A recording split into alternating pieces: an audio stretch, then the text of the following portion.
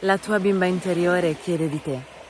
La tua bimba interiore chiede la tua presenza. Ciao a tutti, qui Deborah Luce e con questo video voglio parlarti di un'essenza, di un'energia molto profonda racchiusa dentro di te.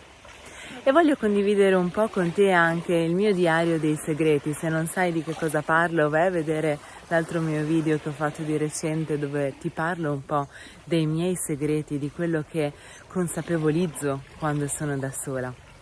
E in questo video voglio dedicarmi maggiormente all'energia femminile e voglio dedicarmi proprio alla tua bimba interiore.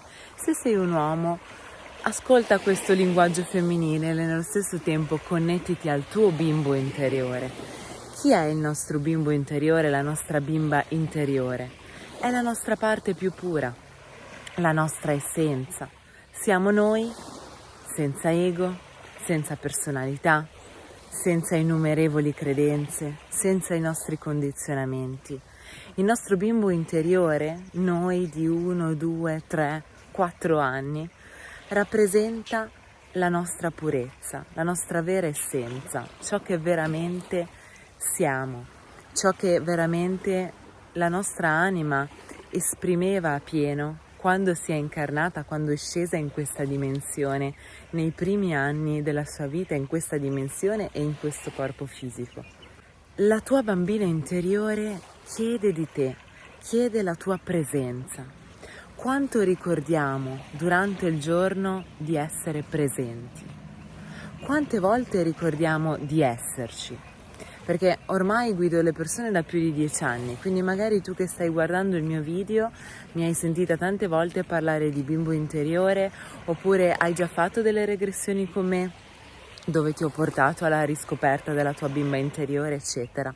Bene, attraverso l'ultimo ritiro che ho fatto ho acquisito delle consapevolezze ancora più profonde e ho compreso che mancava un tassello.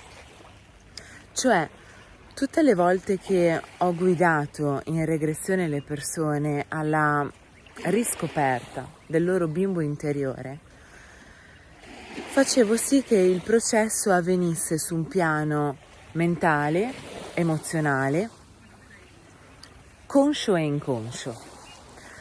Il punto è che mancava il contatto corporeo e quando ricontatti la tua bimba interiore attraverso il corpo, lì avviene un contatto ad un altro livello, molto, infinitamente più profondo. Il ricontattare la nostra essenza, la nostra bimba interiore, tornando a sentire il nostro corpo, il corpo di quando eravamo appena scesi in questa dimensione, il corpo di quando avevamo 3 o 4 anni. Perché quando risenti quel corpo, in automatico riaccedi a determinate memorie, a determinate consapevolezze, a un ricordo di te estremamente molto più profondo. Perché quando noi avevamo 3-4 anni ricordavamo chi eravamo e quando torni a connetterti con quell'essenza ti ricordi che in realtà sei sempre stato libero, sei sempre stata libera, sei già libera qui e ora, sei già nella gioia, sei già nell'amore. L'illusione è credere nella sofferenza, l'illusione è credere che ci possa essere dolore, che possa esserci divisione, che le persone possano allontanarsi da noi. L'illusione è il senso di separazione, il credere che ci sia qualcosa che non va bene. Tutto questo in realtà non è reale. L'unica cosa davvero reale è quell'essenza che non cambia, che non può essere toccata. E una cosa che dico spesso nelle sessioni è: se tu pensi alla tua bimba interiore adesso, che cos'è che ti resta in comune con lei? Perché il tuo corpo fisico è cambiato, la tua mente è cambiata, le tue emozioni sono cambiate e cambiano continuamente. Cos'è che rimane?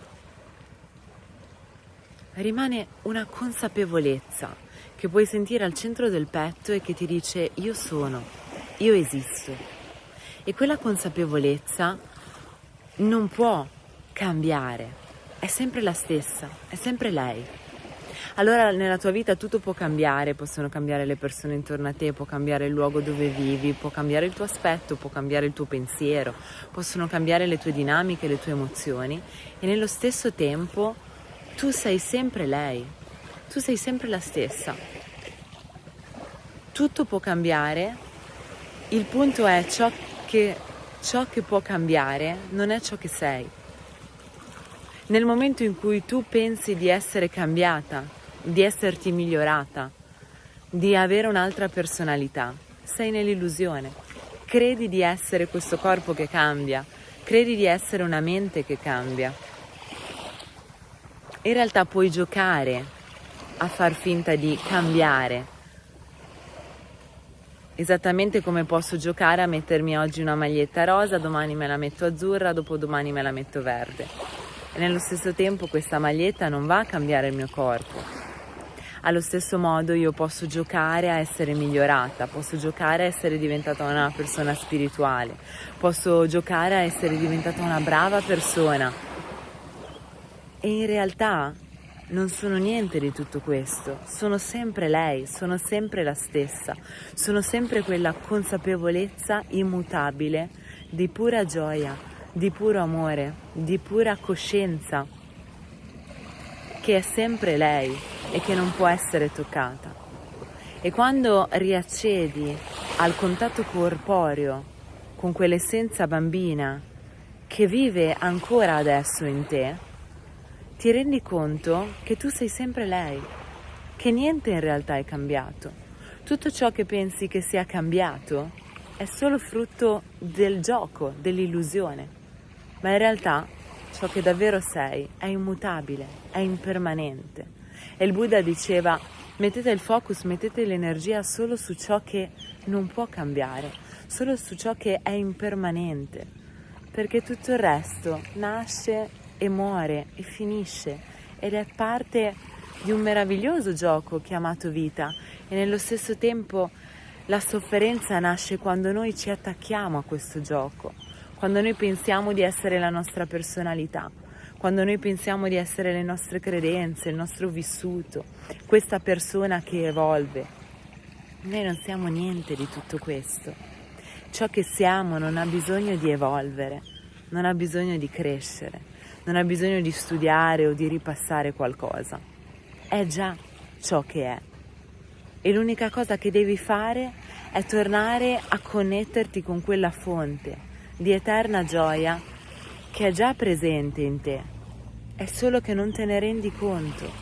Ed è quello che voglio fare e che faccio ogni volta che guido le persone in coaching, quando guido le persone nei percorsi individuali. Il mio scopo è proprio quello di farti comprendere e farti tornare a ricordare che ciò che davvero sei è già qui e ora, che non c'è niente che tu debba fare per essere ciò che tu già sei. Non c'è un percorso lungo da compiere, non c'è sempre da lavorare. Queste sono tutte credenze della nostra mente, che ci fa pensare che dobbiamo sudarci il raggiungimento di un obiettivo, che dobbiamo faticare per raggiungere qualcosa che è già qui. Cioè pensiamo di dover camminare una vita in direzione di un obiettivo e non ci rendiamo conto che quello che stiamo cercando è già qui. E nessuna strada ti porta da qualche parte, se parliamo ad un certo piano. Se poi parliamo ad un piano mentale, allora ti dico: prefissati un obiettivo, raggiungi quell'obiettivo, ottieni quel risultato. E è il viaggio che poi ti porta all'evoluzione. Il punto è che quando magari ottieni un determinato risultato, ti rendi conto che ciò che cercavi era sempre stato lì. E questo è ciò che comprenderai quando davvero tornerai a contatto con la tua bimba interiore. Se non sai di che cosa parlo, guardati gli altri miei video dove parlo della bimba interiore. Se invece sai di cosa parlo, magari hai già fatto anche delle sessioni con me riguardanti la bimba interiore, eccetera, ti chiedo, lo sai a livello teorico? Il punto è, quante volte nel tuo quotidiano accedi a quel contatto? Quante volte nel tuo quotidiano ti ricordi di lei? Perché lo scopo del processo del bimbo interiore, l'andare a contatto con il nostro bimbo interiore, non è soltanto fare una bella esperienza, è un riconnetterci a quella fonte e mantenerla. Quindi quanto nel tuo quotidiano senti amore per lei, quanto nel tuo quotidiano ti ricordi che lei è lì e la rispetti di conseguenza. Quante volte nel tuo quotidiano ti chiedi cosa vorrebbe la mia bimba interiore? Cosa posso fare adesso per renderla felice? Come posso farla divertire oggi? Quante volte ti chiedi questo? O forse è più facile che ti chiedi cosa devo fare per il lavoro, cosa devo fare per il mio partner, cosa devo fare per i miei figli, per i miei genitori, eccetera. La tua bimba interiore non fa tutto il caos che fanno le persone intorno a te. Non pretende niente da te. Non ti dà amore a patto che tu gli dai qualcosa, come invece magari fa tuo marito o i tuoi figli o i tuoi genitori o il tuo datore di lavoro. La tua bimba interiore non si aspetta niente da te e nello stesso tempo è lì silenziosamente ad aspettare la tua presenza. E quando finalmente ti ricorderai che lei c'è sempre, capirai che non puoi mai essere sola, perché quando ti senti sola è perché ti trovi in un momento dove i rumori dell'esterno si sono attenuati e tu ti ritrovi in questo silenzio imbarazzante perché sai che non hai considerato la tua vera essenza per troppo tempo. E quando ti ritrovi da sola, ti ritrovi ad avere a che fare con la tua coscienza che ti dice: ehi, perché non ti ricordi che esisto? Perché non vuoi stare con me? Cerca di accedere a quel contatto, anche quando sei da sola. Il punto è che se lo fai solo su un piano mentale, non funziona. Ci ho provato per tanti anni e ho provato a farlo per tanti anni e quello che ho compreso è che quello che mancava era proprio il contatto corporeo. Scrivimi in privato o guarda il link qua sotto perché potrai scoprirne di più. E qual è il beneficio del contatto corporeo? Il fatto che quando avviene un contatto corporeo, a parte che si crea un ancoraggio, cioè noi a quel contatto abbiamo ancorate delle memorie e quando avviene quel contatto corporeo in automatico riscopriamo quelle memorie. E poi perché quando avviene un contatto corporeo, come anche nel massaggio energetico, che è un'altra cosa che trasmetterò, quel contatto ti permette di passare dalla mente al corpo. E quando tu passi dalla mente che parla, che fa tutti i suoi discorsi, le sue teorie, al corpo, lì avviene la vera presenza. Adesso, prima di lasciarti in diretta da casa mia, voglio leggerti qualcosina del mio diario dei segreti. Apriamolo un po' a flusso, vediamo cosa c'è oggi per te. Ho aperto una pagina e dico: ultima cena da Namreka. Namreka è il luogo dove ho fatto il mio ritiro di sole donne, di sole energia femminile. Questa giornata è volata e premetto che erano tutte giornate di totale silenzio, dove si interagiva soltanto nei momenti di scambio energetico e dove non si usavano minimamente i dispositivi. 2 bei bagni nell'oceano, tanto lavoro, sauna e ora cibo vegano crudista. È incredibile quanti pesci si vedono saltare guardando il mare. Questo è bellissimo perché mi sono accorta che nel nostro quotidiano, quando siamo presi dalla frenesia e anche dai telefoni, dal dover sempre fare qualcosa, parlare, eccetera, non ci fermiamo mai a restare incantati di fronte alla meraviglia e a guardare nei dettagli tutto ciò che avviene attraverso la bellezza della natura. E quando lo fai per ore, vedi e scopri un mondo completamente nuovo che non sapevi neanche ci fosse. E in quella giornata ho notato quanti pesci continuamente saltano in gruppi o singoli fuori dall'acqua. Ed è stato bellissimo. Con il telefono non avrei mai potuto godermi così il processo nel profondo. Questa è una delle cose che facciamo fare nei nostri ritiri qua in Thailandia. Se non sai cosa sono i nostri ritiri in Thailandia, vai a vedere sempre sul mio canale YouTube, trovi tanti video sull'argomento. Io e la mia famiglia facciamo questi ritiri anche per italiani, ritiri individuali o ritiri in piccoli gruppi qua in Thailandia, dove le persone vengono, le assistiamo e le facciamo profondamente lavorare su di sé per minimo una settimana. E in questi ritiri noi facciamo usare pochissimo i dispositivi proprio perché distraggono dal momento presente. Cioè da una parte c'è la presenza e dalla parte opposta ci sono i telefoni e i dispositivi. Con il telefono non avrei mai potuto godermi così il processo nel profondo. Nel silenzio la mente continua a lavorare, connette le cose, dà spazio all'intuizione di arrivare all'improvviso. E quando sei sempre distratto non può accadere. Ho notato anche questa cosa, cioè un processo di lavoro su di sé, che può essere una regressione, che può essere un massaggio energetico, che può essere un'ora di yoga, una meditazione profonda e così via. Non dà benefici e click interiori solo nel momento in cui la fai. Dà tantissime consapevolezze, soprattutto dopo.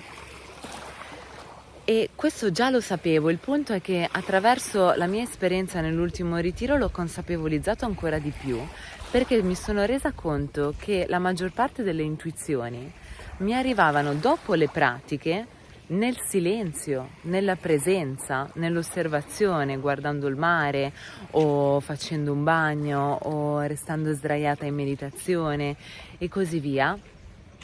E questo non può avvenire se tu finisci una sessione, finisci una meditazione e corri al lavoro o accendi il telefono o inizi a interagire con i tuoi familiari e così via. Blocchi quel processo che sta avvenendo. Per questo alle persone che seguo in coaching, quando finiscono una meditazione profonda, dico sempre: se puoi oggi stai un pochino da solo per continuare a elaborare questo processo, perché è essenziale che ci sia la solitudine dopo il processo. Poi ho scritto una frase di Osho perché mi accompagnava in questo viaggio un bellissimo libro di Osho, magari ti metto qua sotto il link e ti consiglio di leggerlo se non sai chi sia Osho. Ho fatto diversi video dove parlo di lui e Osho è stato un grande maestro dell'India. E Osho diceva in questa frase: la creatività è tale quando non ci sono altri fini se non godere quel momento. Lo ripeto, la creatività è tale quando non ci sono altri fini, se non godere di quel momento. Diario dei segreti. Fermiamoci un secondo a parlare di queste consapevolezze. Quante volte la nostra creatività poi viene offuscata dalla mente che vuole ottenere qualcosa a livello materiale?